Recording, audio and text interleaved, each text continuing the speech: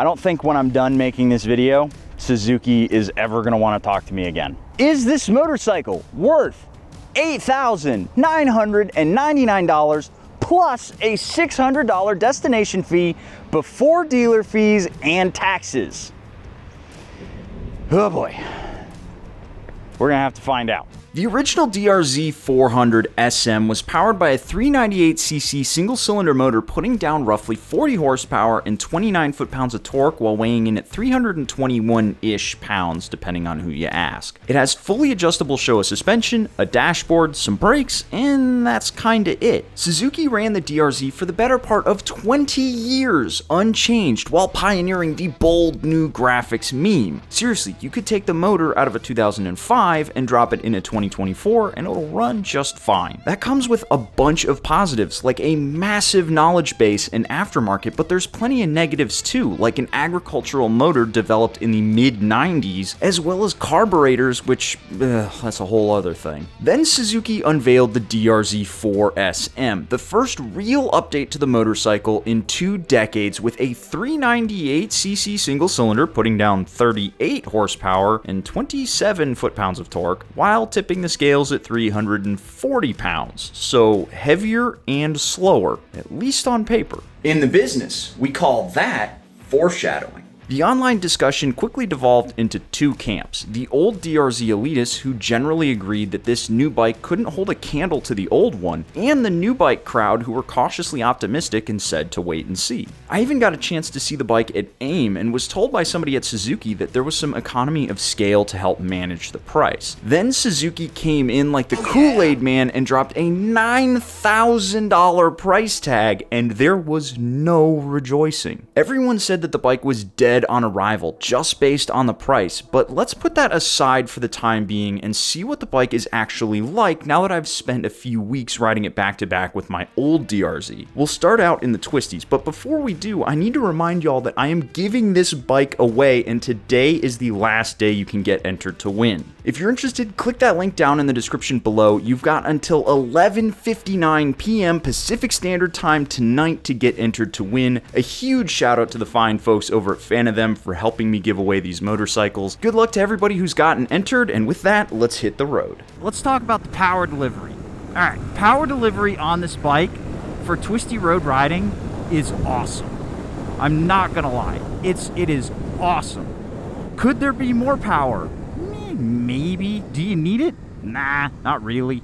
It's totally fine. I'm having plenty of fun riding this thing around. I'm probably going, on average, the same speed that I'd be going on my Super Duke, frankly, because you can't stretch the legs of the Super Duke. You can run this thing through the gears, and frankly you do gotta work the gearbox on this bike because you only have a limited amount of torque. You actually have to work the gears to be in the right spot, and that actually makes riding this thing really engaging, and I find that really enjoyable.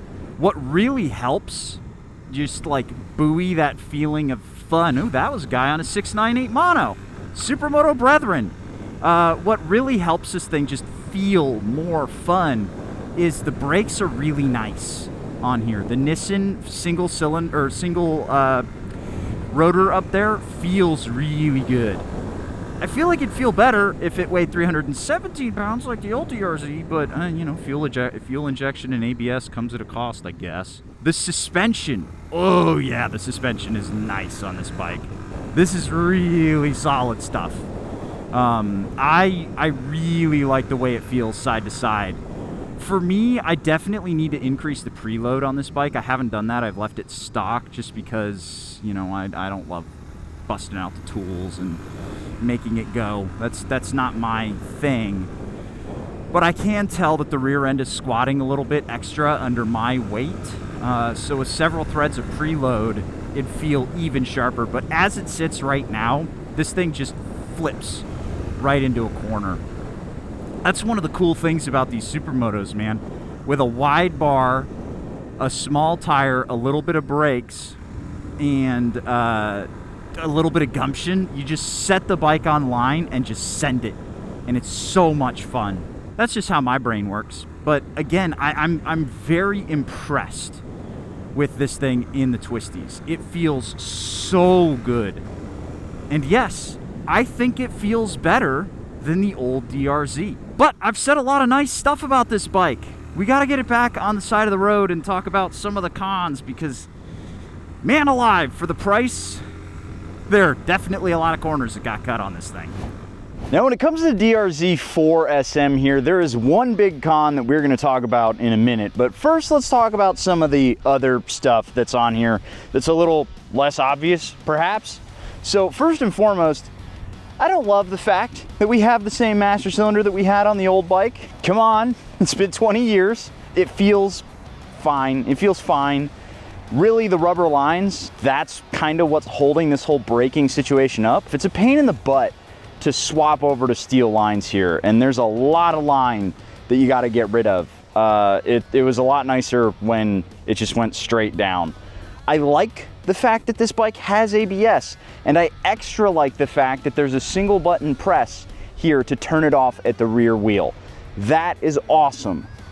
But if you're gonna put it on there, you might as well just give us steel lines. It's not that expensive. Another thing I don't love on here, we still have the exact same clutch switch situation up here.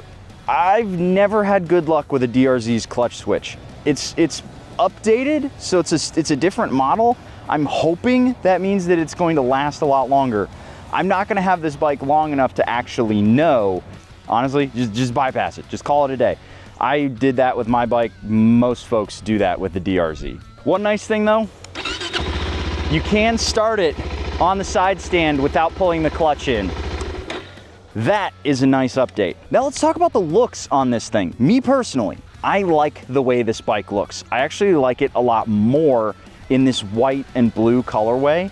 I think it keeps that sort of old DRZ aesthetic while modernizing it in some nice ways. And honestly, even though these blinkers are gigantic on here, they're actually good looking. I would not bother swapping away from these blinkers. I think they look that good. Mounting up on it, this is another nice thing. It's so good. It's so good for a tall rider. Admittedly, I have not put any preload aside from what the bike comes with out of the factory in the rear. So it does end up squatting a good bit under my weight. It does squat less than the old DRZ did, so that's a nice touch. But in terms of actually sitting on it, it's super duper comfortable. It's roomy. I can move all the way back. I can move all the way forward. The only problem is this seat is a freaking plank, man. It is, I thought the old DRZ seat was uncomfortable. This one, somehow it managed to be even more uncomfortable. Not sure how they managed to make that happen. Now we do have to talk about the motor. Me personally, I would like to have seen more displacement out of this bike.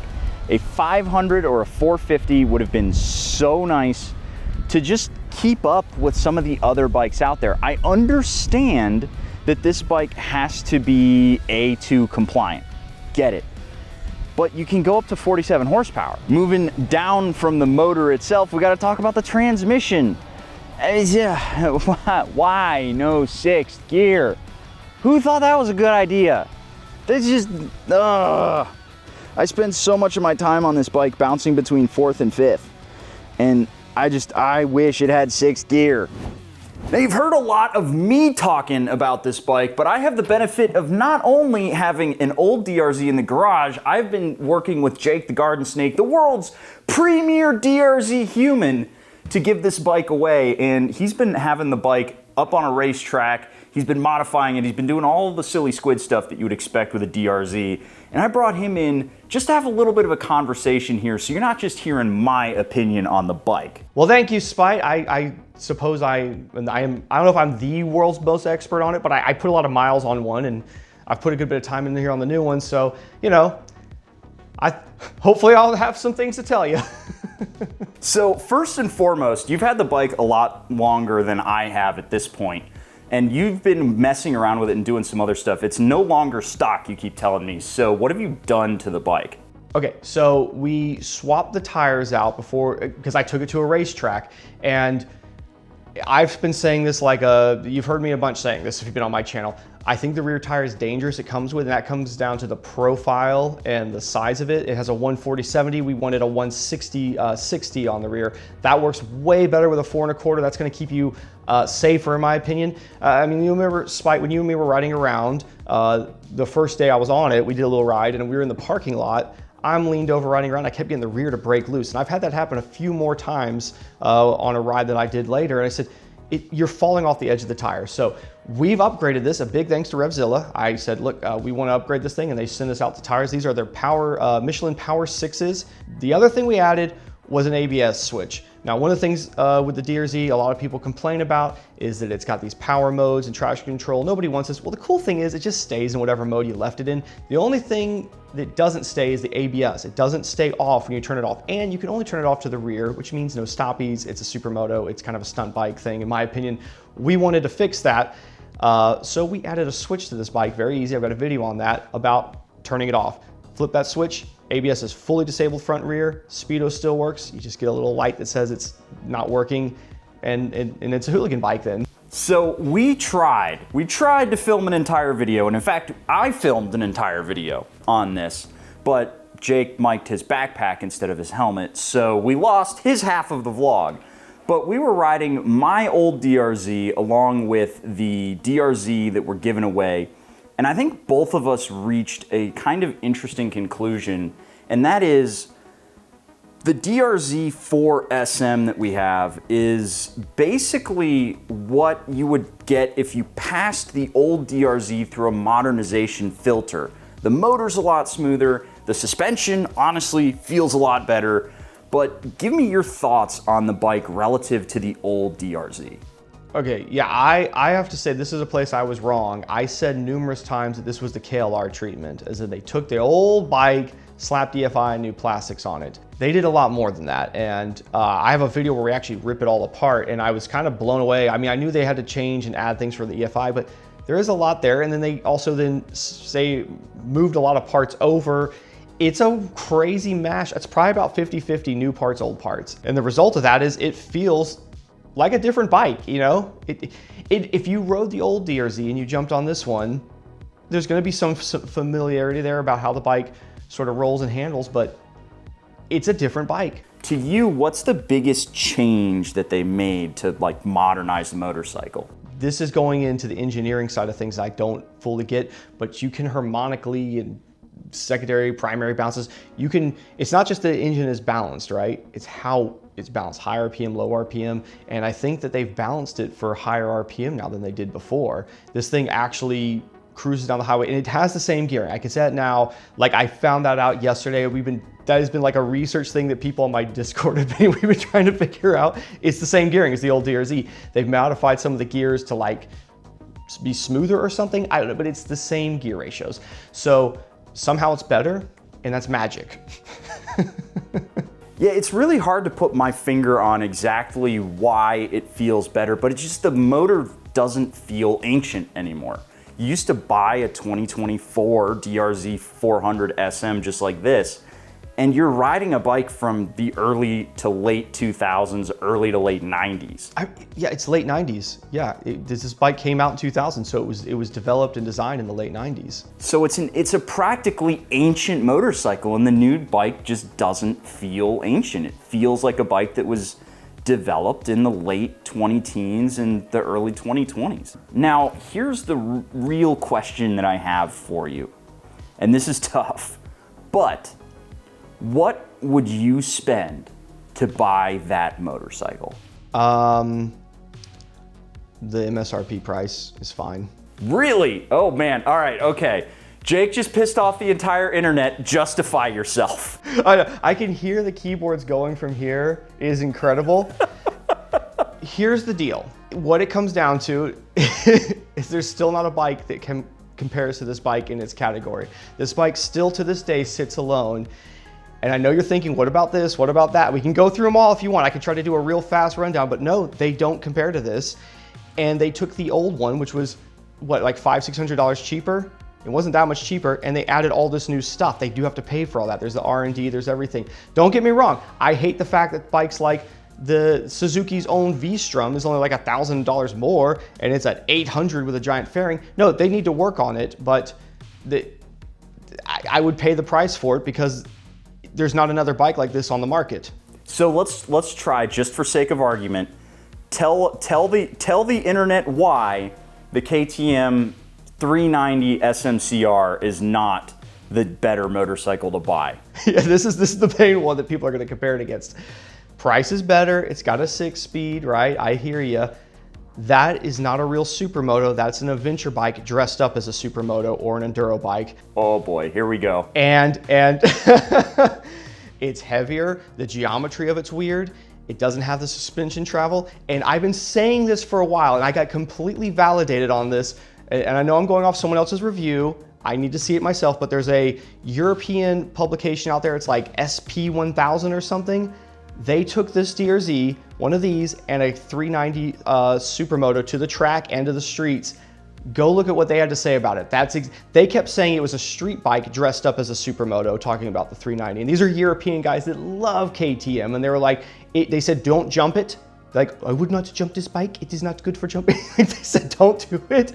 They said that the DRZ had more bottom and grunt. They said that the 6-speed, even though it has a 6-speed, that the 390 had horrible highway frequencies. And the only things that they could say nice about the 390, you could tell they were trying to softball it a bit because they are Europeans and they love KTM.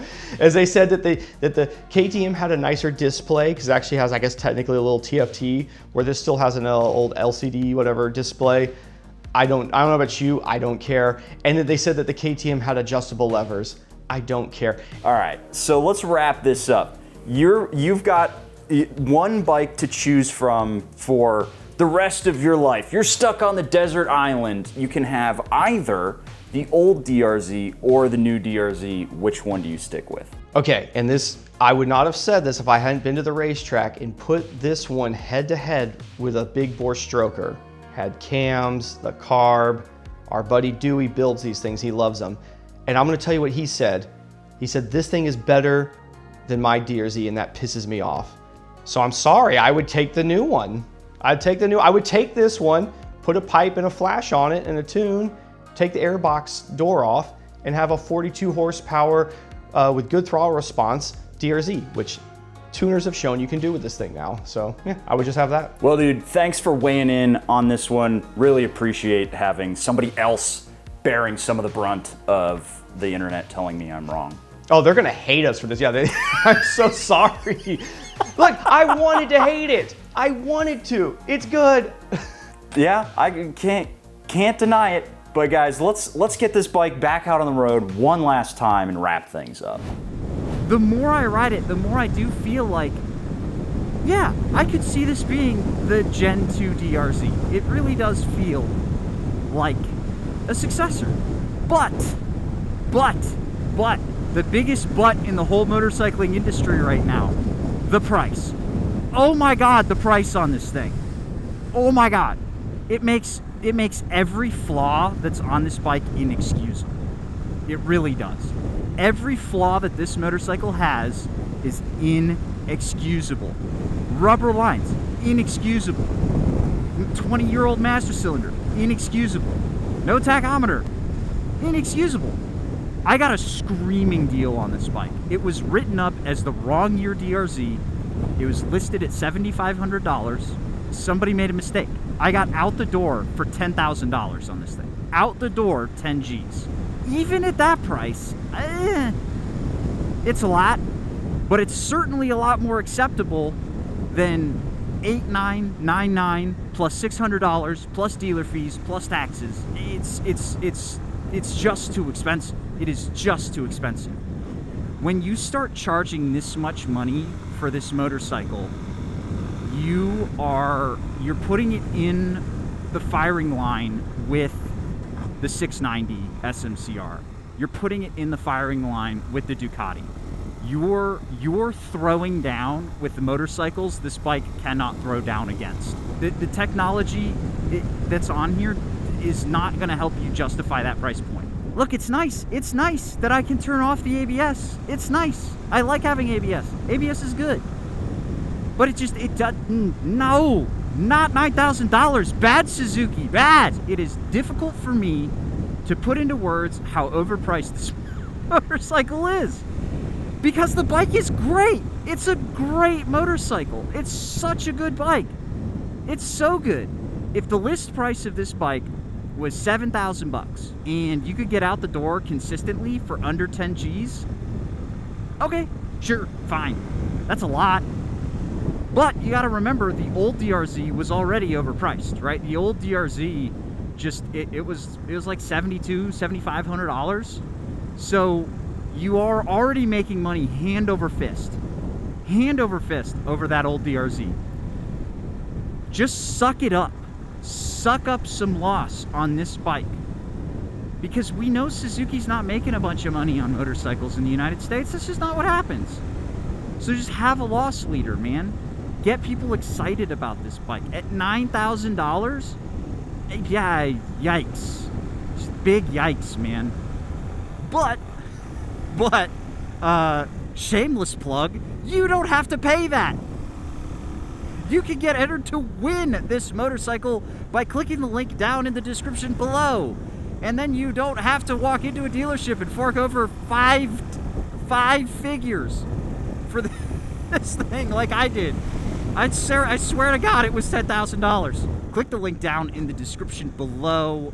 Get yourself entered to win. Today is the last day. You can get entered to win the Suzuki DRZ 4SM. I'm sure Jake has been doing a lot of fun stuff over there with the bike. It's this is the last day I have it, but peering behind the curtains, I have not had this bike for like a month now. So I promise you I'm going to be missing it though, because it's so much fun to ride. It's so much fun to ride. I really, really enjoy it. But yeah, get yourself entered to win. Click that link down in the description below, and let me know what you think about the DRZ. What price would you buy it at? What price do you consider a fair asking price for this bike? Do you think $7,000 is where it should be? Or are you one of those guys who's like, it needs to be $5,000 or I'm not going to buy it?